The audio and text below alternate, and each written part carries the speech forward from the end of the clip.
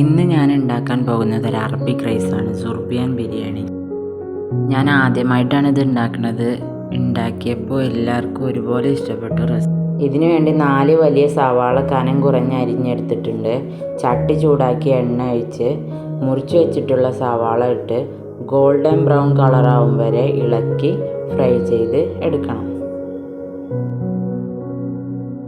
ചിക്കനിലേക്കുള്ള മസാലയ്ക്ക് വേണ്ടി കുരുമുളക്, ഇഞ്ചി, വെളുത്തുള്ളി, പച്ചമുളക് പേസ്റ്റ്, ഫ്രൈ ചെയ്ത് വെച്ചിട്ടുള്ള ഓനിയൻ, തൈര്, ജീരകപ്പൊടി, ഉപ്പ്, മല്ലിപ്പൊടി, മഞ്ഞൾപ്പൊടി, കുറച്ച് വെള്ളം ചേർത്ത് മിക്സിയിൽ പേസ്റ്റ് ചെയ്തെടുക്കുക.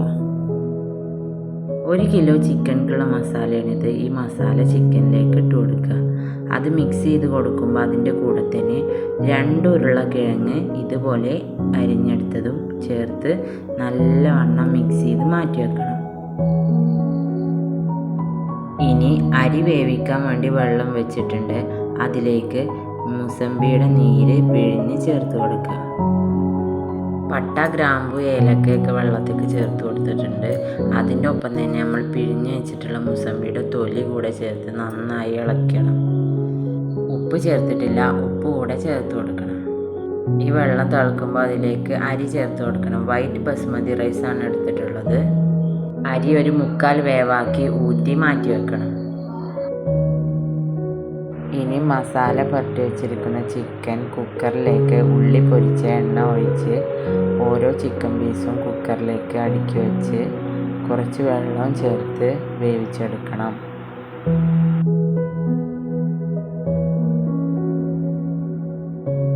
കുക്കറിൽ ചിക്കൻ വേവിച്ചെടുത്തിട്ടുണ്ട്. ഞാൻ ഒഴിച്ച വെള്ളം കുറച്ച് കൂടുതലായിപ്പോയി, അതുകൊണ്ടാണ് ഇങ്ങനെ വന്നത്. അല്ലാതെ ഡയറക്റ്റായിട്ട് നമ്മൾ ദമ്മിടുന്ന ചട്ടിയിൽ തന്നെ ചിക്കൻ ഇട്ട് ഒന്ന് വേവിച്ച് വറ്റിച്ചെടുത്താലും മതി.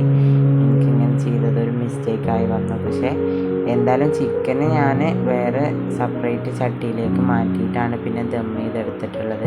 ചിക്കൻ ഓരോന്നായി ഇങ്ങനെ ചട്ടിയിലേക്ക് മാറ്റിയെടുത്തിട്ടാണ് ഞാൻ ദം ചെയ്തിട്ടുള്ളത്.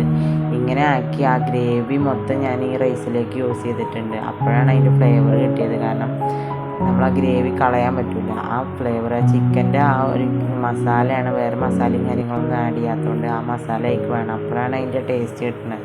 ആ ഗ്രേവി ഞാൻ ഓരോ ലെയറാക്കി ചോറിൻ്റെയും ചിക്കൻ്റെയും കൂടെ ചേർത്തിട്ടാണ് ഞാൻ ദം ചെയ്തിട്ടുള്ളത്. അങ്ങനെ ദമ്മ് ഇടാൻ വേണ്ടിയിട്ട് ചോറ് ഇട്ട് കൊടുത്തിട്ടുണ്ട്. ചോറ്, പിന്നെ ക്യാപ്സിക്കം, മുസമ്പി, പിന്നെ നമ്മൾ മാറ്റി വെച്ചിട്ടുള്ള ആ ഗ്രേവി ഓരോ 2 ലെയറാക്കിയിട്ടാണ് ചെയ്തിട്ട് ദമ്മിട്ടിട്ടുള്ളത്. അപ്പോൾ ഓരോ ലെയറിലും ഗ്രേവി, പിന്നെ നമ്മൾ പൊരിച്ച് വെച്ചിട്ടുള്ള ഉള്ളി, മല്ലിച്ചപ്പ്, പുതിനയൊക്കെ ഇട്ടിട്ട് 2 ലെയറാക്കിയിട്ടാണ് ഞാൻ ദം ചെയ്ത് സെറ്റ് ചെയ്തിട്ടുള്ളത്. ഈ 2 ലെയറിലും ഇതുപോലെ തന്നെ ചെയ്ത് കൊടുത്തിട്ടുണ്ട്.